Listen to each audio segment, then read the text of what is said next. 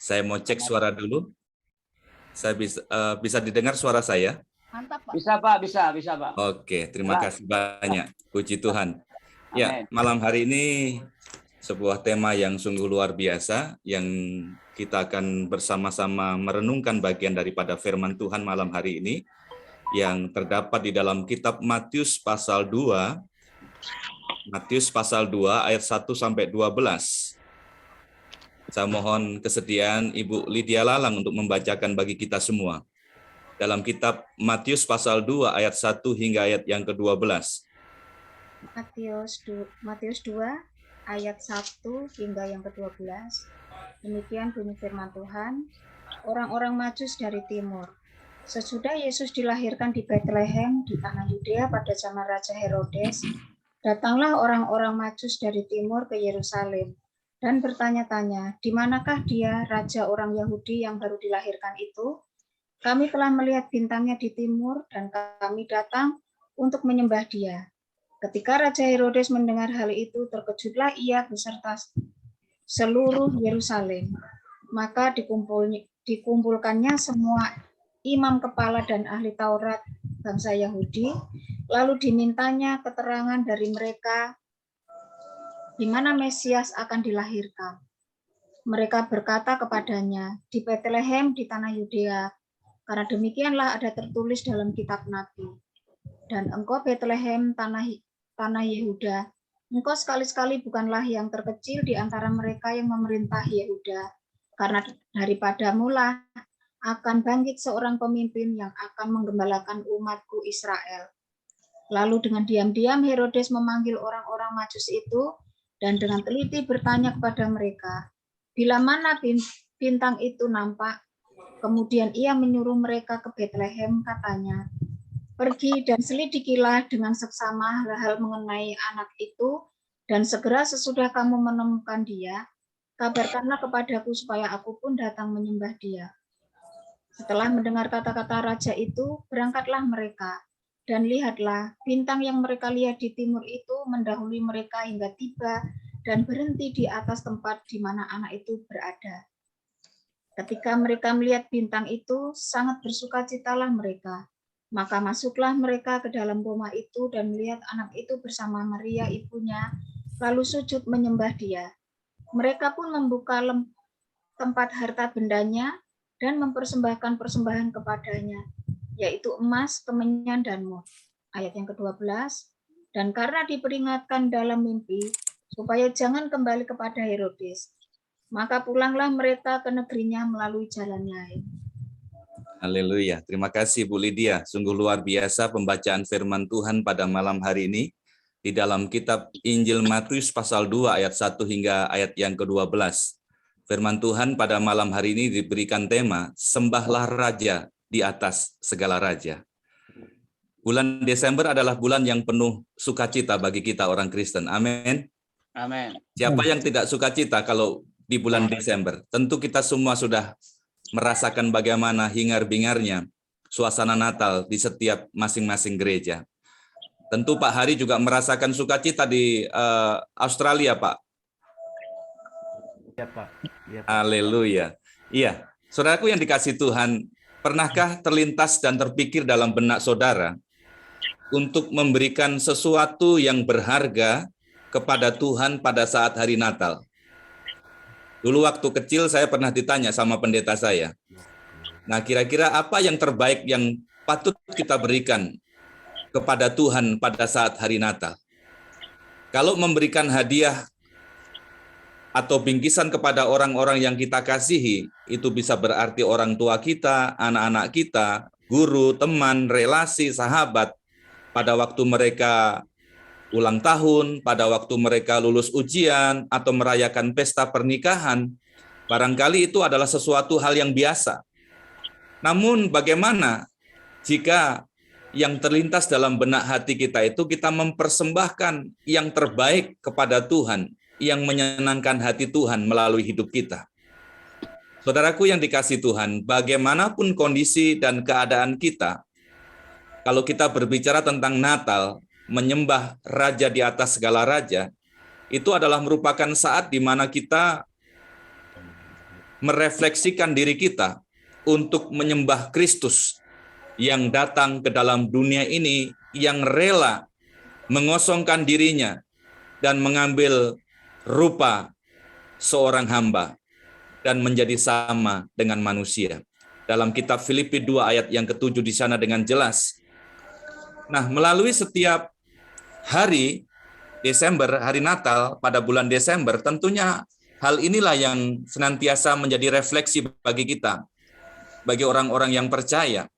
Ketika kita merayakan Natal, ketika kita ada di hari Natal, tentu di sana kita bisa melihat bagaimana khotbah-khotbah Natal dibentangkan, diceritakan, dikisahkan kepada kita semua.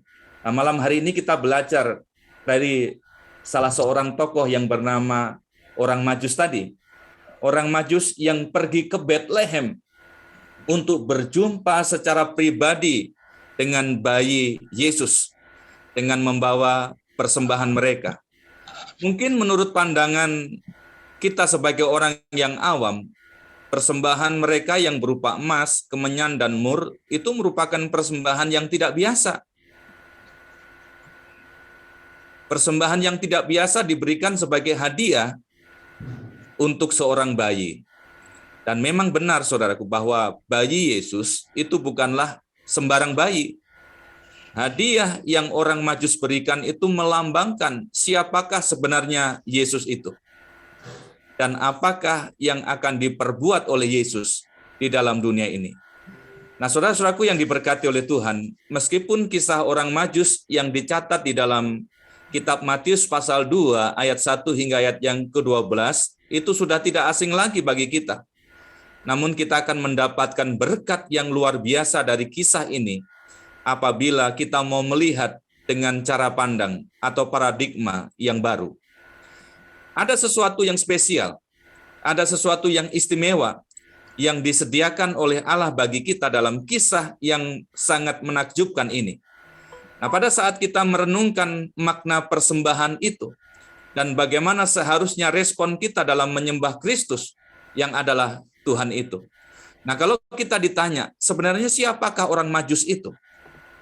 Nah, mereka itu adalah merupakan para pemimpin dari daerah timur. Kalau dilihat dari letak geografisnya, maka mereka itu berasal dari Mesopotamia di dekat Babilonia. Nah, kalau Bapak Ibu melihat sebenarnya Mesopotamia itu di mana letaknya kalau dilihat di negara-negara yang ada di dunia ini. Nah, Mesopotamia itu terletak di daerah Irak, ya, di Timur Tengah, tepatnya di negara Irak. Jadi kemungkinan besar bahwa orang Majus ini adalah orang-orang dari Mesopotamia yang di dekat Babilonia. Orang Majus itu adalah merupakan seorang yang memiliki keahlian khusus dalam hal astronomi, yaitu ilmu tentang perbintangan. Nah, ketika mereka menemukan dan melihat bintang yang tidak biasanya, seperti biasanya, maka mereka berusaha mencari. Mereka berusaha untuk menemukan rahasia di balik sebuah bintang itu. Dan akhir dari kisah itu, maka orang-orang Majus dari timur itu menemukan Mesias yang baru saja dilahirkan. Nah, saudaraku yang dikasih Tuhan, bagaimana orang Majus ini bisa mengetahui tentang Mesias? Nah, tadi kita bisa melihat dari latar belakang siapakah orang Majus itu. Mereka itu adalah para pemimpin yang berasal dari daerah Mesopotamia. Dan kalau kita ditanya kembali bagaimana orang Majus itu mengetahui tentang Mesias? Bukankah mereka itu berasal dari sebuah negeri yang belum mengenal Tuhan? Mengapa mereka begitu peduli dengan bintang yang mereka lihat pada waktu itu? Nah, melalui buku suci, melalui Alkitab yang kita baca setiap hari inilah yang dapat membantu kita untuk menyingkapkan misteri ini. Di dalam kitab Daniel, Bapak Ibu yang dikasih Tuhan, kita menemukan hubungan antara kerajaan Babel dan Israel. Ketika Daniel masih remaja, bangsa Babel menaklukkan bangsa Yehuda. Sehingga melalui peristiwa itu ada banyak orang-orang Yahudi yang dibawa ke daerah Babel. Salah satunya adalah Daniel. Di dalam kitab Daniel pasal 1 ayat 1 hingga ayat yang ke-6. Kita tahu di dalam kitab Daniel telah disebutkan bagaimana Daniel itu bertumbuh menjadi dewasa di daerah Babel. Ia dilatih untuk melayani raja bersama para pemuda Ibrani yang lainnya. Nah, oleh karena Tuhan memberikan karunia untuk menafsirkan mimpi, maka dari situlah Daniel dipercaya untuk menaiki jabatan kepemimpinannya di kerajaan Babel dan Persia. Nah, sejarah mencatat bahwa di sepanjang hidupnya, Daniel sangat dihargai. Daniel sangat dihormati oleh para penguasa maupun para kaum cendekiawan. Dan orang Majus kemungkinan besar ini adalah merupakan keturunan mereka. Orang-orang yang telah belajar dari Daniel. Orang-orang Yahudi lainnya mengenai Allah, Israel, dan Mesias yang telah dijanjikannya itu. Jadi kemungkinan besar bahwa orang Majus ini adalah merupakan keturunan mereka. Orang-orang yang telah banyak belajar kepada Daniel dan juga belajar kepada orang-orang Yahudi lainnya mengenai Allah, Israel, dan Mesias yang telah dijanjikannya itu. Beberapa generasi berikutnya, ketika tanda tentang Raja Yahudi ini nampak di langit, maka para Majus mengenal tanda tersebut. Setelah melihat bintang itu di negeri mereka, maka para Majus itu kemudian melakukan perjalanan panjang menuju ke Israel. Ketika mereka memasuki Yerusalem, di ayat yang kedua firman Tuhan tadi dalam kitab Matius berkata, "Di manakah dia, Raja orang Yahudi yang baru dilahirkan itu? Kami telah melihat bintangnya di timur, dan kami datang untuk menyembah dia." Haleluya. Bisa dibayangkan, saudaraku, pertanyaan mereka langsung menimbulkan kegemparan di kota tersebut. Raja? Raja siapa? Apa yang sedang mereka bicarakan? Para tamu asing itu mengira bahwa penduduk kota itu mengetahui kelahiran Sang Mesias itu. Padahal mereka belum mengetahui bahwa memang Sang Mesias telah dilahirkan.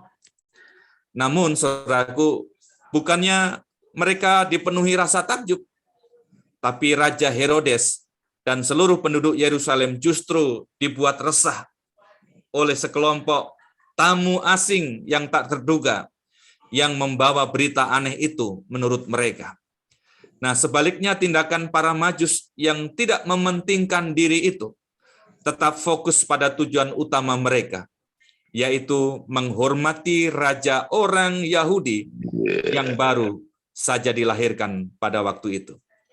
Mereka adalah orang-orang yang beriman, saudara, yang percaya, yang yakin pada tanda-tanda yang telah diberikan Allah kepadanya. Sepanjang perjalanan mereka, para Majus ini bersandar pada pimpinan Tuhan dengan mengikuti arah bintang tersebut. Dalam ayat yang ke-9 firman Tuhan berkata demikian. Ketika mereka sampai di tempat Yesus berada, dengan takjub dan rendah hati, mereka pun kemudian sujud menyembah Dia. Kemudian mereka membuka tempat harta bendanya dan mempersembahkan yang pantas untuk seorang raja. Orang Majus itu membawa persembahan yang berupa emas, kemenyan, dan mur. Nah, saudaraku yang dikasihi Tuhan, kira-kira berapakah jarak Mesopotamia itu ke daerah Yerusalem? Nah, kalau kita melihat dalam letak peta geografis itu, jarak Mesopotamia ke Yerusalem itu sekitar 1131 km. Betapa luar biasanya jauhnya. Tetapi kita tahu bahwa orang Majus itu adalah merupakan orang-orang yang telah bersandar pada pimpinan Tuhan. Mereka adalah orang-orang yang beriman, yang memang betul mereka fokus ingin bertemu dengan Yesus. Sehingga meskipun jarak yang begitu jauh, tetapi mereka tetap setia, mereka tetap taat dalam mengikuti kehendak Tuhan. Sehingga pada akhirnya, maka para Majus ini boleh berjumpa dengan bayi Yesus. Nah, saudaraku, betapa luar biasanya perjalanan yang jauh, begitu melelahkan tentunya. Kalau mungkin kita berada pada posisi orang Majus pada waktu itu, bagaimana perjalanan sepanjang 1131 km itu ditempuh di dalam waktu yang berhari-hari, tentunya juga berbulan-bulan, sehingga baru bertemu dengan bayi Yesus. Nah, saudaraku yang kasih Tuhan, luar biasanya lagi bahwa orang Majus ini bukan hanya membawa dirinya sendiri, tetapi juga membawa persembahan yang luar biasa. Dikatakan mereka membawa emas, kemenyan, dan mur. Nah, mungkin tampaknya kalau kita berbicara tentang hadiah, ya, emas mungkin tampaknya itu bukanlah hadiah yang pas untuk bayi yang baru saja dilahirkan, apalagi di tengah-tengah keluarga tukang kayu yang tergolong rendah. Namun hadiah ini justru, saudara, melambangkan hal yang sesungguhnya bernilai tepat. Di dalam dunia kuno, saudaraku, emas itu diberikan untuk menunjukkan penghormatan. Emas itu digunakan untuk menunjukkan penghargaan yang tinggi kepada seseorang. Jadi hadiah yang pantas diberikan kepada seorang raja. Dan memang benar, Yesus datang ke dalam dunia ini sebagai raja. Haleluya. Makanya kita sembah Yesus adalah raja di atas segala raja. Dan memang benar, Yesus datang sebagai raja. Nah, di dalam kitab Yohanes 18 ayat 37 firman Tuhan berkata, "Engkau benar mengatakan bahwa aku adalah raja, untuk itulah aku lahir, dan untuk itulah aku datang ke dalam dunia ini."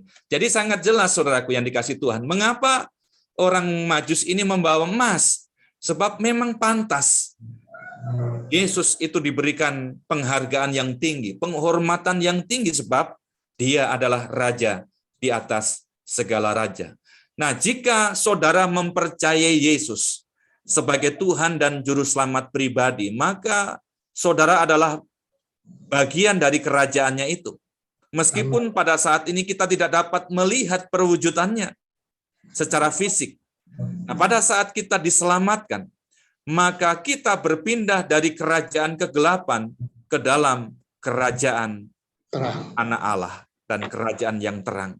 Suatu hari kelak, saudaraku, kerajaan rohani itu akan terwujud secara nyata saat Kristus datang untuk yang kedua kalinya, untuk memerintah sebagai raja di atas segala raja dan Tuhan di atas segala Tuhan. Dalam Wahyu 19 ayat 11 hingga ayat yang ke-16, demikian firman Tuhan dengan sangat jelas dikatakan bahwa dia akan datang yang kedua kalinya untuk memerintah sebagai raja di atas segala raja dan Tuhan di atas segala Tuhan.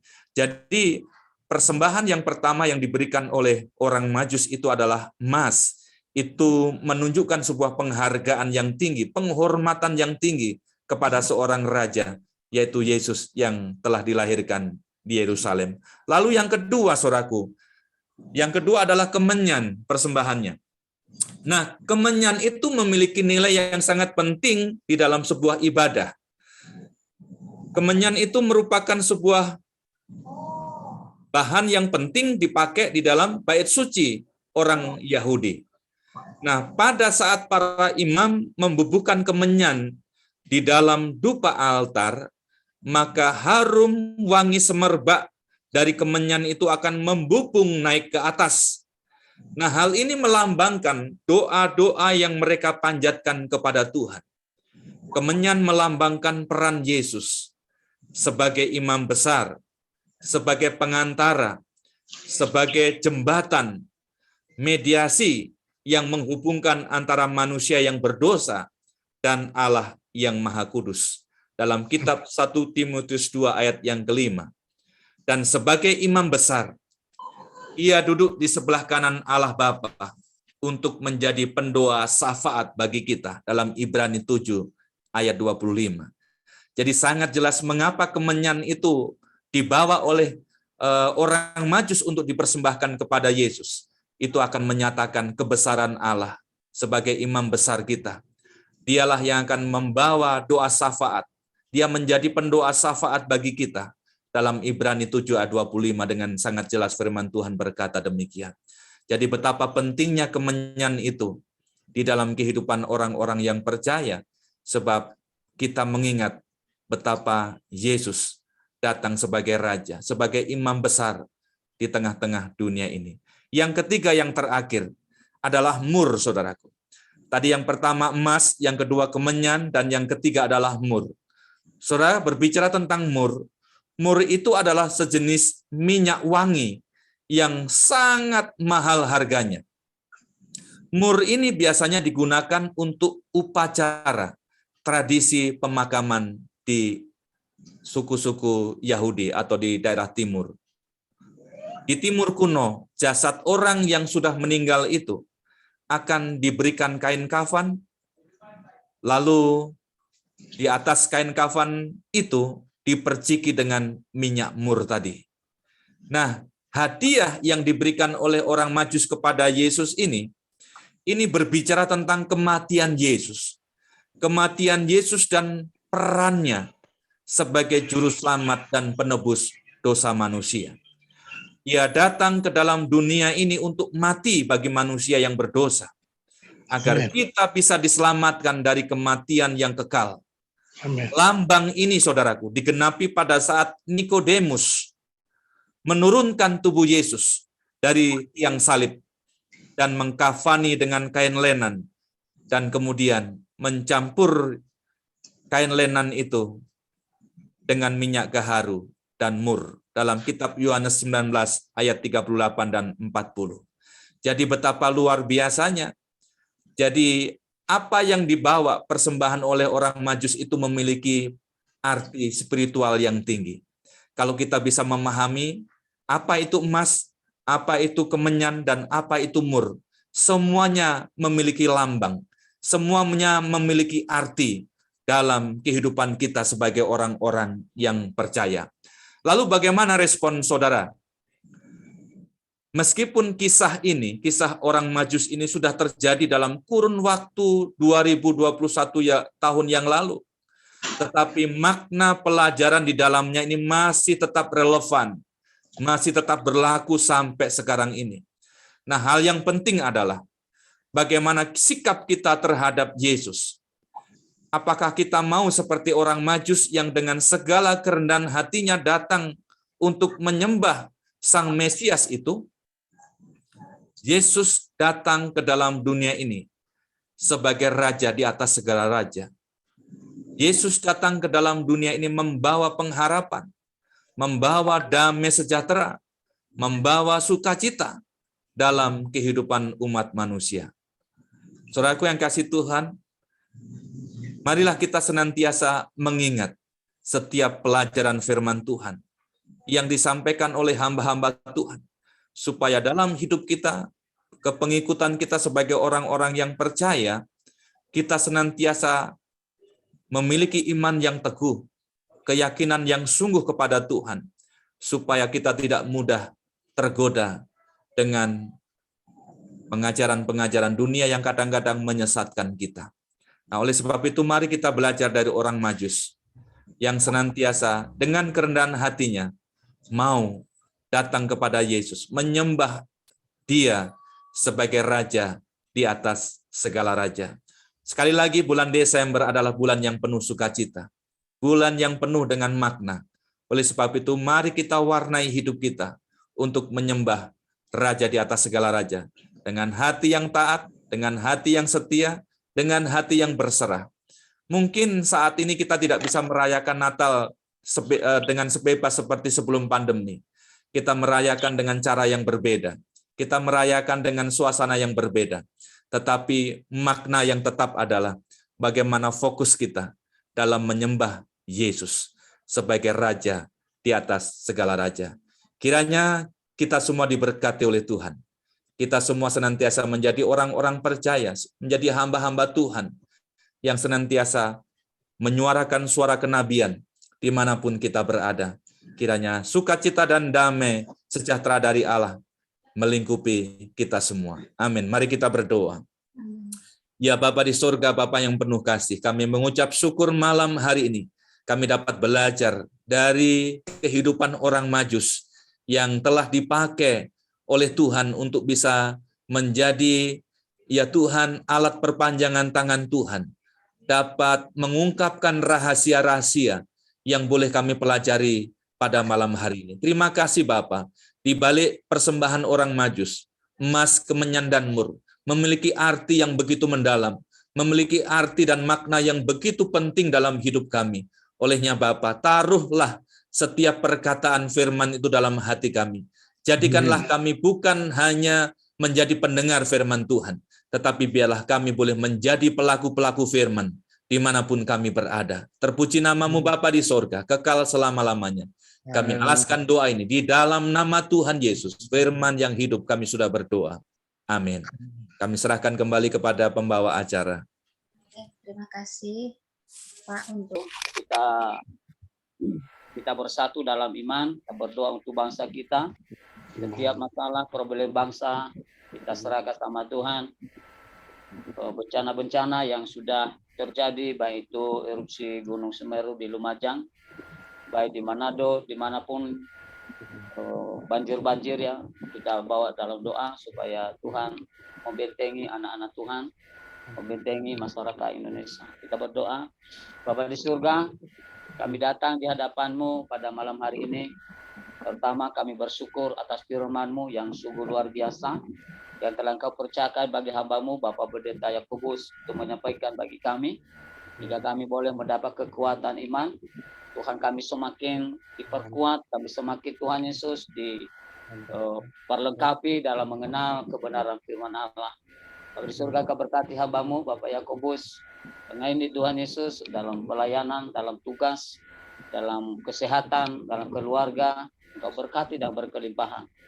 Dan semua kami yang ada, yang sudah mendengarkan firman Tuhan yang ada di Zoom ini, Abang berdoa Tuhan berkati kami semua, hingga hidup kami kelak tidak akan sia-sia bila Engkau datang kali yang kedua menjemput kami untuk kembali ke pangkuan Tuhan. Bapa di surga, terima kasih Bapa, biarlah firman-Mu menjadi rema bagi kami, untuk memperlengkapi kehidupan kami, untuk terus semangat dalam melayani Tuhan, memberitakan Injil Kerajaan Allah bagi semua orang yang belum mengenal Tuhan. Terima kasih Bapa di surga. Kami berdoa untuk bangsa kami, bangsa Indonesia yang kami cintai, yang kami kagumi, yang kami hargai Tuhan. Kami percaya bangsa Indonesia adalah milik-Mu. Tuhan, kami percaya bangsa Indonesia adalah di bawah naungan-Mu Tuhan. Bapak, kami bersatu dalam iman untuk meminta berkat-Mu bagi bangsa kami, berkati bangsa kami Tuhan. Pulihkan bangsa kami ini Tuhan dari segala keterpurukan pada saat ini. Baik keterpurukan ekonomi, sosial, budaya, politik, bahkan hukum yang Tuhan yang tidak teratur. Bapa di surga, hanya kepadamu kami memohon, pulihkan bangsa kami, hingga bangsa kami menjadi bangsa yang diberkati Tuhan, bangsa yang maju, bangsa yang terdepan dari negara-negara lain. Engkau memberkati setiap pemimpin kami, Tuhan Bapak Presiden Ignatius Joko Widodo bersama Bapak Kiai Haji Ma'ruf Amin, yang telah Engkau percayakan untuk memimpin bangsa ini. Ya Tuhan, berikan mereka hikmat, berikan mereka kemampuan, berikan mereka Tuhan roh takut akan Tuhan, hingga dalam membangun bangsa ini boleh mereka berjalan bersama-sama dengan Tuhan. Tuhan, terima kasih Bapak pada pejabat-pejabat yang lain, para dewan, para menteri, para gubernur, Tuhan, para wali kota, bupati, camat, lurah, sampai kepada RT, RW. Bapak di surga, kami bersatu hati menyerahkan mereka dalam tangan Tuhan. Bapak berkati mereka Tuhan. Berikan mereka roh takut akan Allah, agar apa yang mereka lakukan boleh berkenan kepada Tuhan. Mereka hanya memikirkan kebutuhan bangsa. Mereka memikirkan kebutuhan masyarakat Indonesia. Hingga bangsa Indonesia ini Tuhan boleh diberkati Tuhan melalui pelayanan mereka. Kami berdoa untuk TNI, untuk Kapolri. Tuhan berkati mereka, berikan mereka hati yang benar-benar takut akan Tuhan, hingga mereka boleh menjalankan fungsi mereka untuk mengamankan bangsa ini Tuhan, dengan tidak memandang muka, tidak memandang bulu Tuhan. Berkati setiap Kapolda, Tuhan, setiap Kapolres, Tuhan, ada staf-staf mereka Tuhan berkati. Kami juga berdoa untuk hamba-Mu, Bapak Muhammad Kace ya Tuhan, yang teraniaya, yang disiksa, yang mau dihukum Tuhan Yesus. Bapak, tidak ada kekuatan kami kecuali nama Yesus Kristus. Kami pertaruhkan dalam tangan-Mu. Bapak Muhammad Kace Tuhan, dia teraniaya karena nama Tuhan. Bapak, Engkau berkata, berbahagialah orang yang dianiaya karena nama-Ku. Tuhan, Engkau melihat penderitaan Bapak Muhammad Kace Tuhan. Tuhan berkati beliau, Tuhan bela beliau Tuhan. Tuhan dampingi beliau Tuhan. Sehingga dia boleh bebas dari segala tuduhan. Dia tidak berdosa Tuhan. Hanya menyaksikan Engkau Tuhan dan Juru Selamat manusia. Bapa, berkati orang-orang yang menganiaya dia. Engkau berkata kepada kami umat-Mu, janganlah membalas kejahatan dengan kejahatan. Balaslah kebaikan dengan kejahatan dengan kebaikan. Dan biarlah setiap orang yang menganiaya hamba-Mu Bapa Muhammad kasih Tuhan. Mereka boleh mendapatkan pengampunan daripada Tuhan. Dan biarlah melalui perbuatan mereka boleh melihat Kristus. Mereka menerima Yesus sebagai Tuhan Juru Selamat. Napoleon ya Tuhan yang menjadi dalang penganiaya Pak Muhammad kasih Tuhan, jamah dia Tuhan. Janganlah tangguhkan dosa ini terhadapnya Tuhan. Biarlah pengampunan-Mu yang begitu sempurna boleh mengampuni mereka. Baik itu Bapak Napoleon dan bersama rekan-rekannya yang menganiaya Bapak Muhammad KC. Di dalam nama Yesus, berkati istri Pak Muhammad KC, berkati anak-anaknya Tuhan, dan semua apa yang mereka butuhkan. Kami serahkan di dalam tangan pengasihan Tuhan.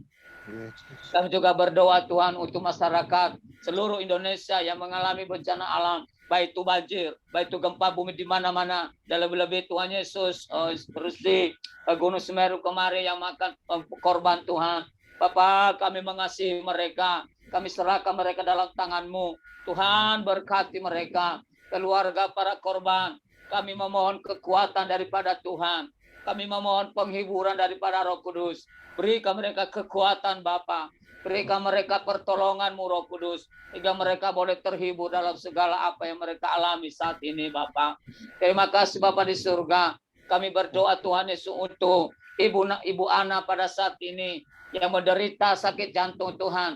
Tuhan, tidak ada harapan kami kecuali nama Yesus yang sanggup menyembuhkan Ibu Ana pada malam hari ini. Tuhan, kami berdoa di dalam nama Yesus, dengan kuasa nama Yesus, kuasa darah Yesus, kuasa bilur-bilur Yesus. Ibu Ana malam hari ini disembuhkan dari segala sakit jantung, sakit apapun yang diderita malam hari ini oleh Ibu Ana. Tuhan, di dalam nama Yesus kami nyatakan, kami katakan sudah disembuhkan oleh Tuhan. Karena kami percaya Tuhan, bahwa kuasa Tuhan tidak bisa dibatasi dengan ruang dan waktu. Dimanapun Tuhan Ibu Ana berada malam hari ini melalui Zoom ini, aku percaya, kami percaya Engkau ada di sana. Engkau sedang mendampingi dia malam hari ini. Dan tangan-Mu yang penuh kuasa, yang menjamah jantungnya, hingga disembuhkan oleh Tuhan. Di dalam nama Yesus, berkati Ibu Ana Tuhan, Engkau pakai Ibu Ana Tuhan, dan berikan dia pengurapan daripada-Mu. Terima kasih Bapa di surga. Kami juga berdoa untuk anak-anaknya Tuhan berkati, hingga mereka boleh menikmati Tuhan, menikmati hadirat Tuhan. Tuhan, Engkau berkati Pak Hari sebagai dokter spesialis Tuhan. Bapak pakai beliau, urapi beliau Tuhan. Di saat Tuhan beliau mengalami, oh Tuhan jalan buntu, tidak ada jalan keluar, Engkau hadir untuk menolong Roh Kudus. Hingga Pak Hari boleh menjadi berkat bagi orang-orang, bagi pasien yang dia rawat Tuhan, yang dia tangani. Hingga mujizat demi mujizat Tuhan boleh terjadi dalam pelayanan Pak Aris Tuhan. Terima kasih Bapak. Engkau berkati Ibu Pungki. Tuhan masa Tuhannya Engkau berkati Bapak, beri kesehatan, beri kekuatan, beri semangat. Hingga Ibu Pungki tetap semangat untuk melayani Tuhan. Berkati Tuhan Ibu Lydia Tuhan, Engkau berkati kesehatan yang Engkau berkati. Ibu Mawar juga Engkau berkati dalam nama Yesus. Semua teman-teman kami yang ada Zoom ini Tuhan, apabila ada yang sakit di rumah masing-masing, malam hari ini kami imani, kami percaya, kami katakan bahwa di dalam nama Yesus mereka boleh sembuh di dalam nama Yesus. Tidak ada yang mustahil bagi Tuhan. Terima kasih Bapak di surga. Engkau Tuhan berkati Zoom ini, hingga melalui Zoom ini boleh menjadi alat kami Tuhan untuk memperlengkapi kehidupan kami, untuk mempersiapkan diri, untuk menyongsong kedatangan-Mu kalian kedua. Terima kasih Bapak, inilah doa kami yang tidak sempurna. Kami percaya apa yang tidak kami, oh Tuhan, kami minta kepada Tuhan. Percaya Roh Kudus menolong kami. Apa yang kami tidak minta sudah Engkau sediakan bagi kami, bagi setiap orang yang percaya kepadamu. Sekali lagi hamba berdoa untuk hamba-Mu, Bapak Pendeta Yakobus Ngaidi Tuhan, yang sudah menjadi berkat bagi kami malam hari ini. Tuhan, Engkau pakai beliau, Engkau urapi beliau Tuhan. Bukakan rahasia-rahasia firman-Mu dengan dahsyat untuk menyampaikan kepada umat-Mu. Hingga melalui pelayanan Pak Yakobus Tuhan, umat Tuhan dipersiapkan untuk menyongsong kedatangan-Mu kali yang kedua. Terima kasih Bapak, berkati kesehatan beliau, berkati istri beliau, anak-anak beliau, pekerjaan beliau. Hamba berdoa di dalam nama Yesus. Berkati Pak Yakobus. Pakai Pak Yakobus untuk menjadi berkat bagi semua orang yang ada di sekitar beliau. Di dalam nama Yesus. Terima kasih Bapak. Kami akhiri doa syafaat kami pada malam hari ini hanya di dalam satu nama. Yaitu Yesus Kristus, Tuhan dan Juru Selamat kami. Allah yang kami sembah saat ini sampai selama-lamanya. Dalam nama Yesus kami berdoa. Haleluya. Amin. Amin, Bu. Terima kasih, Pak. Iya, Bu. Sama-sama.